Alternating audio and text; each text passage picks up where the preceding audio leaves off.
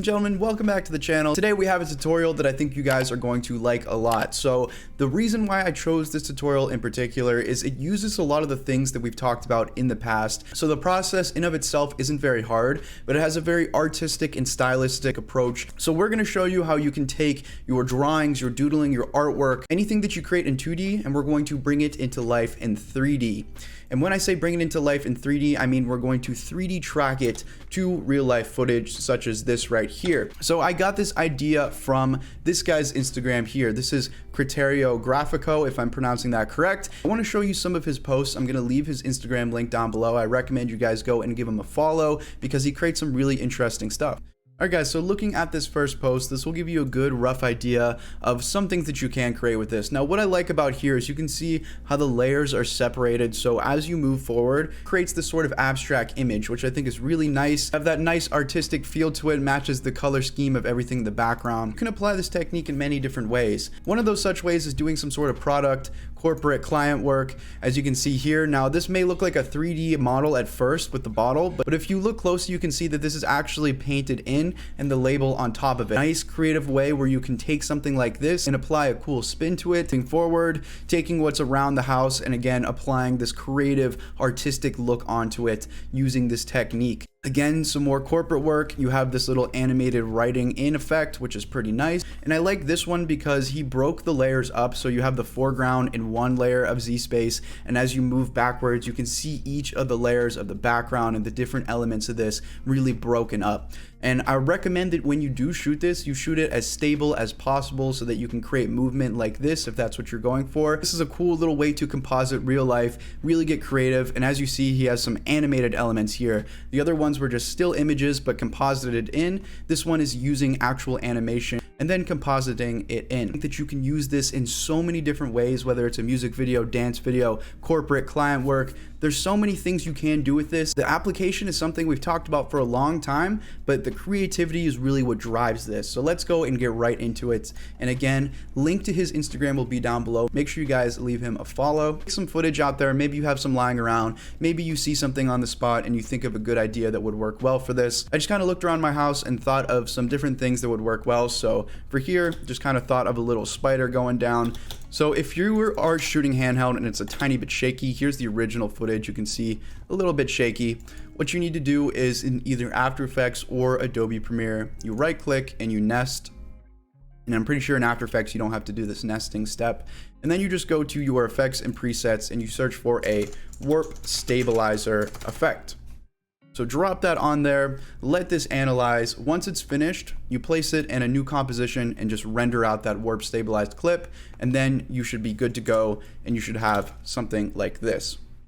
All right, so you have your footage, you've brainstormed your ideas for what you'd like to place into here. Let's go ahead and actually add it in. Step number one is to bring this into After Effects, or again, start within After Effects. Right click in Premiere, replace with After Effects composition, and we should now have this ready to go in Adobe After Effects. So what I recommend you do here is you screenshot the first frame of this video and you bring that into Photoshop. The reason why we're going to screenshot the first frame is I want to have a nice little placeholder, a nice little template to show me what my scene is looking like so I can draw it in, and then we're going to track the motion in after. So in After Effects, what you would do is you go to composition and you would go to save frame as. You can either do file or a Photoshop file, either works.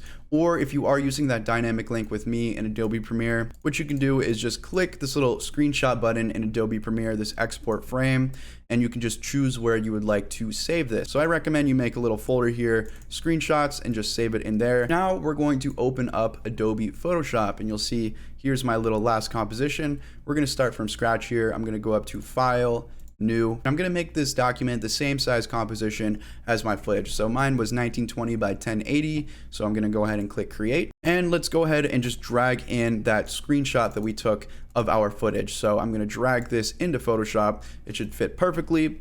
So now we have a good idea of what we want to draw, where we want to draw it. If you would like, you can also right click on this and just rasterize the layer. We're not going to be directly drawing on this layer. What we want to do is in the very bottom right here, you'll see this little plus. Click that. We want to make a brand new layer on top, and this is going to be our drawings layer. So now we can do this and it's not going to change anything with our original picture. So now when it comes to the brush that you're going to use to draw this is where you can have a lot of fun with it, get creative with it. So go ahead and just select your brush tool over here on the far left, and then up here you can click to select. And you're going to see all these little presets, and I'm going to leave a link below to some default ones that you can pick up. I think these are already built into a lot of Adobe Photoshop, but if you go to dry media brush here, you'll see you have your pencils, you have your drawing box, charcoal, crayon. Draw the little spider that I want. I just use the ultimate pencil here, and if you zoom in, you can see what that looks like if I draw. Let's go ahead and start drawing. We're gonna start off first by just making a still drawing and then tracking it in, and then we'll add a little bit of subtle movement just using After Effects. After that, I wanna show you how we can make some animated elements and then put them in and track them. But first, let's start with the basics. Let's just create a normal 2D drawing. So for this part in particular, I recommend you pick up one of these drawing pad for this. This is gonna help you a lot. If you try and use the mouse, it's just gonna be pretty sloppy. If you can use a mouse well, go ahead and do it with the mouse. But again, I think it's only like 40, 50 bucks.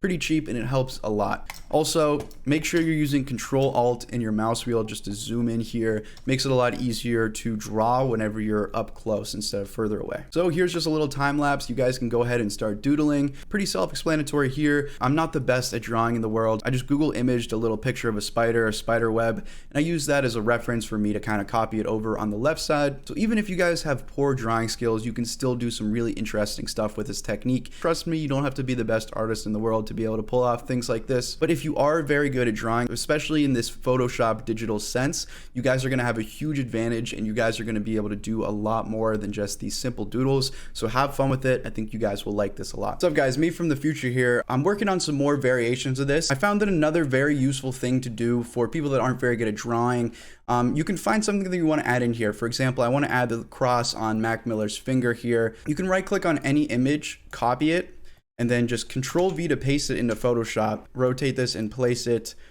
where I'd like in the scene, so something like that. Now you can just grab your brush tool and don't draw on the image here. What you want to do is always create a new layer first. So bottom right, create a new layer over top of this, and now with your new layer selected, you can trace over anything you need to create any sort of design. So that'll help a lot. All right guys, so once you have completed your drawing, here's mine. As you can see, pretty simple.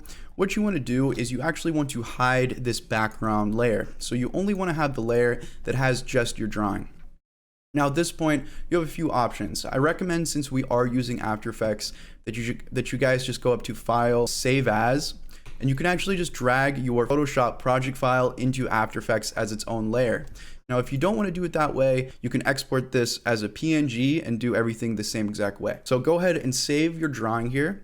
And let's pop back into Adobe After Effects. Now here's where the fun comes in. Here's where we're going to really bring it to life with that 3D tracking. And this is something we've talked about in many videos, so a lot of you should be pretty familiar with this. But if not, let's take you through how to do it. We're gonna pop over to our main little folder here, and I'm gonna go to Drawings, and I'm gonna drag in the Photoshop layer, just like this. If you guys want, again, you can do the PNG, but I'll show you how to do the Photoshop way. So import kind, we're going to put it as composition, retain layer sizes, and then we can just click OK. And now you'll see we have a little comp here with all three of the layers from our Photoshop. So if you wanted to break this up into multiple layers, this is going to be a huge help. You'll have all your layers readily available for you to use. But either way, we've got our composition here. We've got it on our background, but if we press play, you're gonna see it's not tracked, it's just floating there. So let's go ahead and track it in. So we're gonna hide this for now. We're gonna right click on our warp stabilize layer, or your normal footage layer here. We're gonna go to track and stabilize, and we're going to track the camera. All right, so our track went through, and if we just kind of scroll through here, you're gonna see our little track points that are popping all over. So what you need to do is you need to find some cluster track points that is close to the area that you'd like to track your 2D image into. So right here is where I wanna add in my little spider web. I'm gonna right click right there, and I'm going to click Create Solid and Camera. So now if I just press play, you should have this purple track solid in the exact area you want. So let's go ahead and just quickly fix the orientation of this. It's pretty kind of bent around, and that's gonna be just depending on the footage that you shoot. This is why you wanna have it as smoothly tracked as possible. You wanna have good lighting in your footage, or else you might have a shaky track. So keep that in mind. So select the track solid here. we're going to open up the options for it. And in our transform options, we're going to just change around the orientation and just try and straighten this out so that it's facing forward. So something like that. Press play and we should have our little purple square. All right, so now let's go ahead and replace this track solid placeholder with our actual spider drawing. So to do this, what we're going to do is I'm going to right click on our track solid layer. I'm going to go to pre-compose and I'm going to just name this spider track comp and click OK. So now we've pre-composed this track solid and I can actually select my spider picture layer here, select it and click Control C to copy it. And now we can hide this again. We'll just tuck that away for later. Now bringing back our track solid, pop into the track solid pre-composition. Now you'll just see the track solid little layer here. Just go ahead and delete that and then Control V to paste in that spider. And you guys can also resize this here, try and make it like a good decent size. Now going back into our main comp, which is right here, linked comp number 2. Here's what we have. As you can see, our spider is looking good. It's tracked, but we just need to reposition it. So I'm just going to go ahead and reposition this and just see what it's looking like. I think that's looking pretty good. Make sure that you get a good view of it from different parts in the comp. Maybe move it over like a tiny bit, scale it up a tiny bit. And there you guys go. Simple as that. If for some reason you're really trying to pull something off and you just can't get a clean track, you can even take a little piece of green tape or maybe some like little stickers, like some dots, and you could place them on wherever you are trying to track as a little reference point for the computer. And that'll make it so that you'll have a lot more smooth track points. It'll be a lot easier to track. So pretty easy. A lot of stuff that we talked about before, like I said. Now let's go into adding some little extra tricks to really bring this to the next level. We don't want to just have some 2D stuff floating around. We want to show you how to do some really cool things with this. So first, let me show you how we can add a tiny bit of movement just using After Effects onto this image. And then we're going to go back into Photoshop and we're going to create a few tiny animated flies, butterflies kind of floating around this image just to really give some full life to our doodles. We'll also go back and maybe add some different brushes so that we can add a little artistic approach onto things. So starting off number 1, let's add a bit of motion onto here. And this is actually very easy. Just double click into your spider track comp. And since this is a 2D image, we can use our puppet tool up here. So on our toolbar, just select this little pin in the top left. And we can now place these little pins where we want to add movement. So say you want to have the spider kind of moving down the web. I'm just going to go and do this, keep it very simple. And this creates automatic keyframes. So all you need to do is drag on the timeline however long you want this animation to last. And now just grab your little puppet pins like this and drag down a bit. And keep in mind, this is also going to move the web, so you need to be pretty careful for how this is going to look.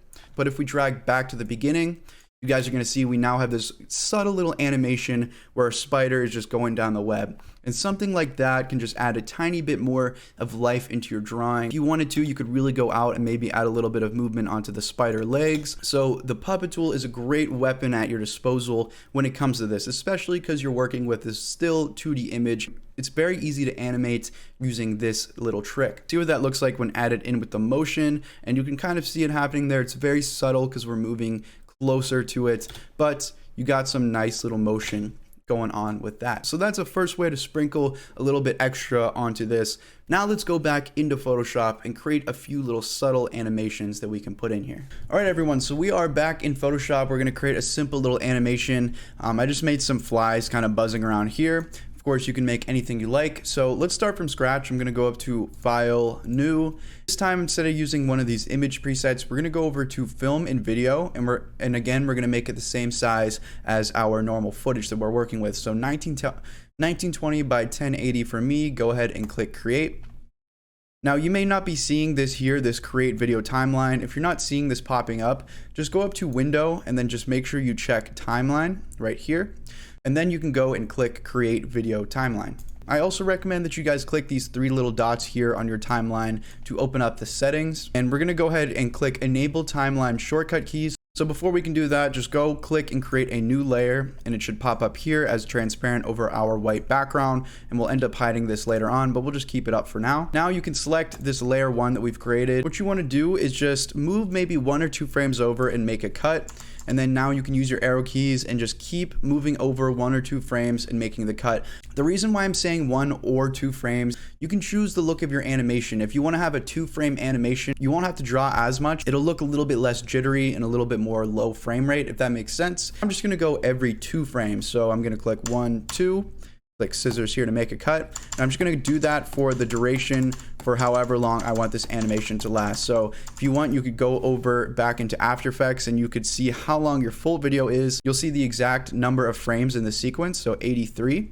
If I wanted to, I could do a full 83 frame animation, but I'm just going to maybe either loop this or have it kind of float out of space. So we'll maybe make it this long here, and then we'll delete the excess. We kind of have these ascending layers going up. Now that we've sliced up our layers, we can also click on our options again, and now we can enable onion skins. And this is going to be very useful while we create this animation, because as you see, if I was to go in here and draw something like a line, if I move over to our next frame here, you're going to see this little gray outline of the line that I created. So you can use that as a reference to kind of create the next animation. Maybe you want to trace over it. Maybe you want to have it kind of moving over like this. So when it comes to creating your fly animation, again, if you're bad at drawing like me, you can just look up whatever it is you're trying to create to get a good idea of the motion. You can even go on YouTube and look up some animation tutorials that show what certain motion of certain things looks like. For example, the flight pattern of a bird, if you're trying to do something like that. So using a reference will be very helpful for you, for those of you who are beginners when it comes to doing this.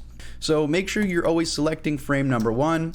Just try and draw a rough little outline of your fly using that drawing pad. And the way I really went about it is I would just sort of draw the fly's body like this, sort of darker. And then I would draw the fly wings in this kind of backward shape pattern. Move on to the next frame. I'd move the body a little bit forward.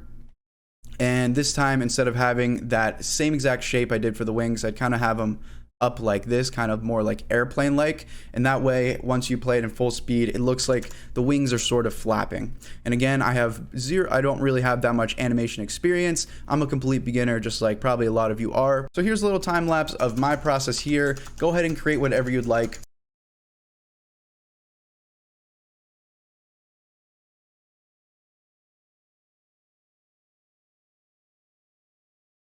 Alright, so once you guys are finished with your animation, here's what mine looks like.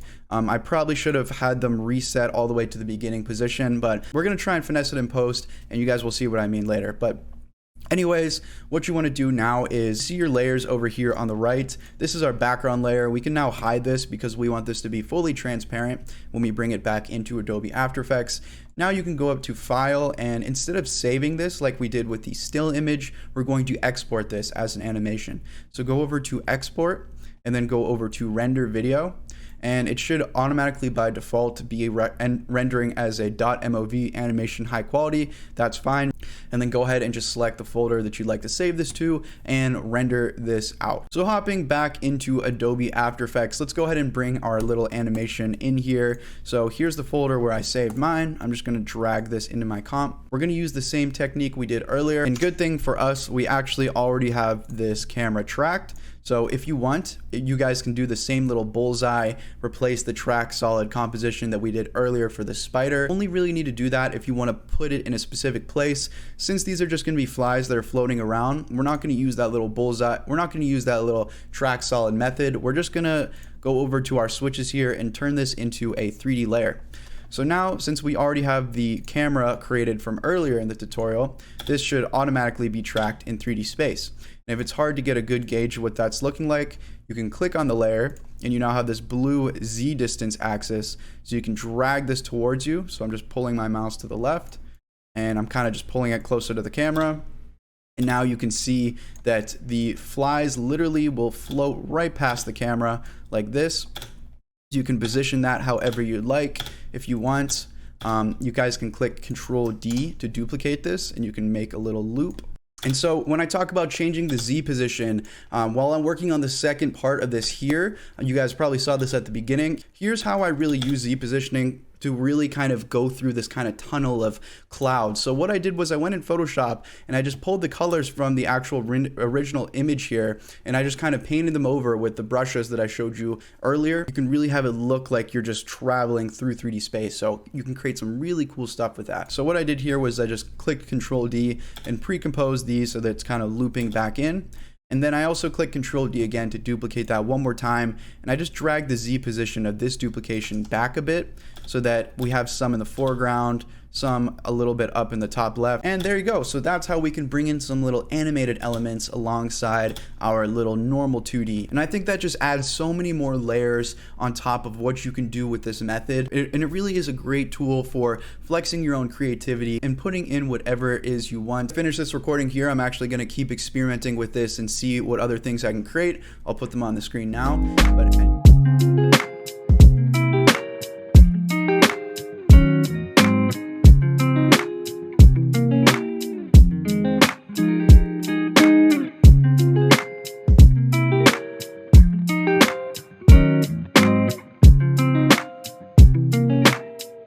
As always, guys, thank you so much for supporting. Thank you so much for watching, and I'll see you guys in the next one.